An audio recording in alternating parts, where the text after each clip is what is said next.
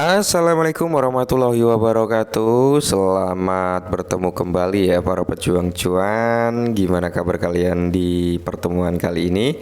Semoga kalian dalam keadaan sehat semua, dan saya doakan buat teman-teman semua sukses semua lah ya. Tetap semangat dan selalu kurangi sambat.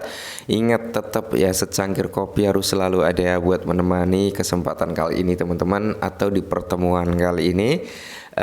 Siapa tahu ya kan, dengan adanya secangkir kopi bisa memberikan suatu inspirasi, bahkan bisa memberikan ketenangan hati. Ingat ya, kopi itu pahit, gula itu manis teman-teman ya. Nah, kalian pahamlah filosofi kopi itu seperti apa ya. Bagi penikmat kopi pasti tahu. Oke. Dan di sini teman-teman ya, sebenarnya ada hal yang cukup menarik ya. Apakah benar-benar hal ini akan efektif membawa persentase harga dari suatu aset kripto yang bernama Terra Luna Classic bisa kembali lagi ke $1 dengan mekanisme ini, ya kan? Nah, ini menarik teman-teman, karena ini teman-teman juga harus pahami, teman-teman juga harus ketahui informasi ini ya. Semoga saja sih ya bisa kembali lagi ke $1 dalam waktu yang tidak memakan lama, dalam artian dalam waktu dekat, harapannya seperti itu. Oke. Jadi sebelum kita lanjut ke pembahasan yang cukup menarik ini, alangkah baiknya kalau kita updating tentang perihal kinerja Luna Classic dulu kali ya. Oke, langsung kita gas. Nah, di sini teman-teman, kalau kita lihat ya kan, untuk segi pembakaran Luna Classic dalam waktu 24 jam terakhir, oke. Di sini baru sekitar 28,7 juta Luna Classic yang terbakar. Ya, ini masih bisa berubah-berubah loh ya, masih bisa bertambah teman-teman. Kalian bisa cek lagi nanti ya kan, selang 1 jam, selang 2 jam ya kan, kalian bisa cek lagi. Di sini pasti akan ada perubahan dari nilai pembakaran. Nah, pembakaran ini, data burn ini teman-teman ya, ini kan update dalam hitungan setiap hari, dia pasti update gitu ya. Ini diambil dari data transaksi on-chain, dari biaya gas fee-nya gitu teman-teman, yang notabene ketika transaksinya ramai ya pembakaran akan ramai. Ketika transaksinya sepi, pembakaran juga akan sepi gitu teman-teman ya.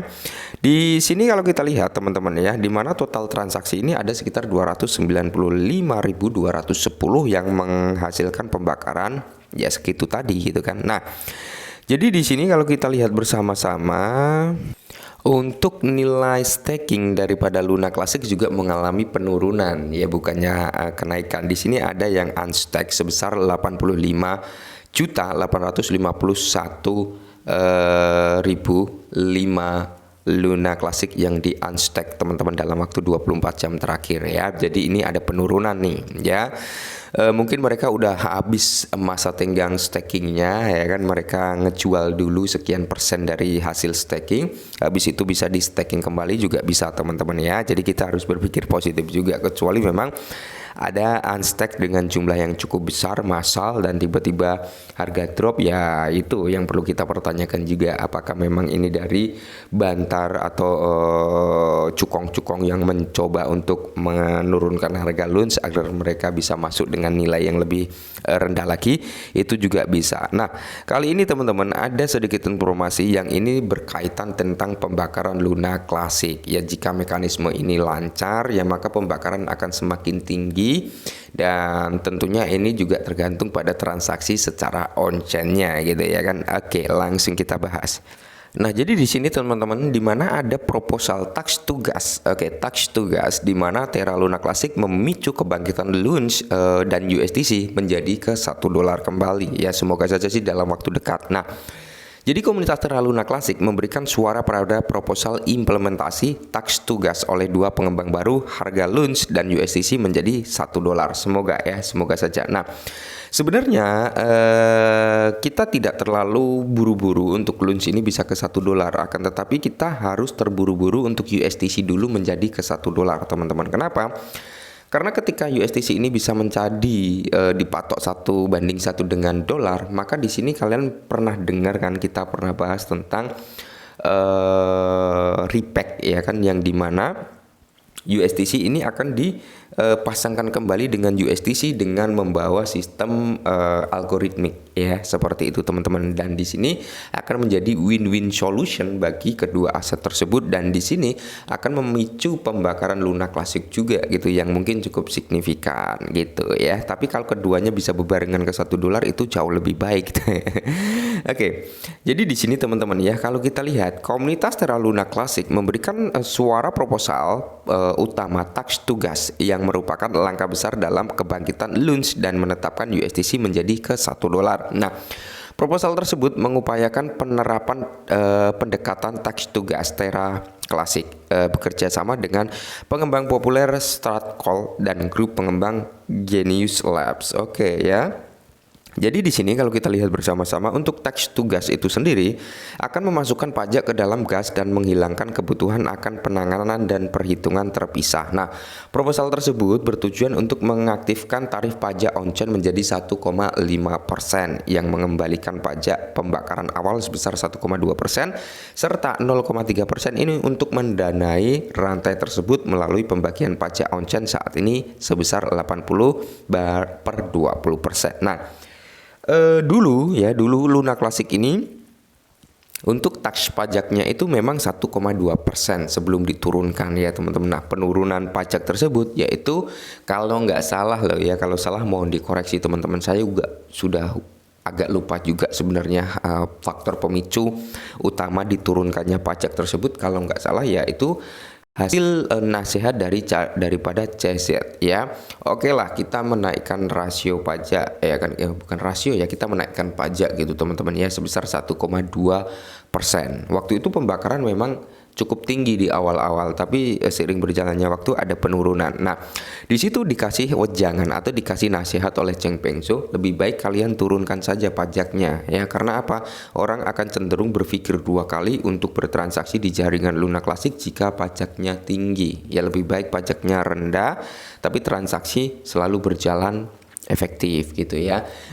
Nah, di sini akan tetapi ketika pajak tersebut diturunkan, teman-teman, bukannya kita melihat pembakaran dengan jumlah besar, tapi malah pembakarannya surut ya, di bawah 100 juta. Padahal sebelum pajak diturunkan itu di atas ratusan juta per harinya gitu ya kan. Nah, jadi di sini komunitas atau salah satu pengembang Luna Classic ini mengusulkan proposal tersebut untuk mengembalikan taxnya gitu ya kan. Nah, proposal ini teman-teman ya, yaitu 12067 implementasi tax to gas ya, siap untuk pemungutan suara di dompet stasiun dan meminta persetujuan dari 2 pengembang baru untuk berkolaborasi dengan Stratcol dan Genius Labs untuk menjadikan tax to gas aktif dalam rantai tersebut. Nah, pengembang senior solidproof.io KYC ya dengan rantai Cosmos dan pembangun modul dalam pengalaman blockchain yang dikembangkan mengusulkan rencana pengembangan dan penerapan tax to gas. Pengembang memerlukan waktu kurang lebih 6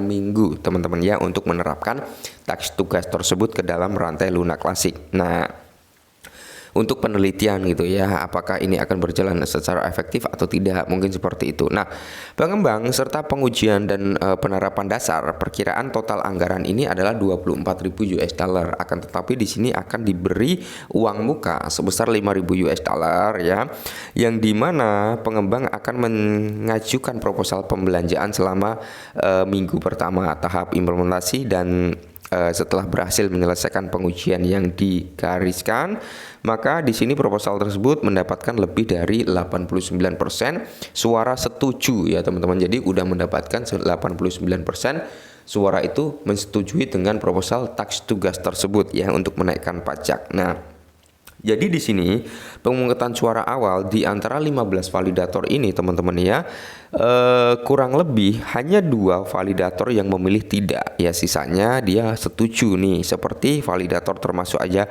Juice Lord, Stacky System, ada Lunch Development Fund ya, dan ada Solid Vote memilih untuk setuju, sedangkan 2 validator lainnya memilih tidak, dan Monrobit validator memilih tidak dengan vote.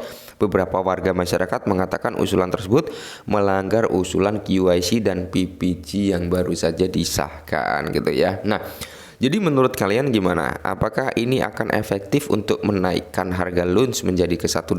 Apakah ini juga cukup efektif untuk membawa pembakaran yang cukup besar? Tapi ini adalah salah satu langkah di mana menuju kebangkitan Luna Classic ya.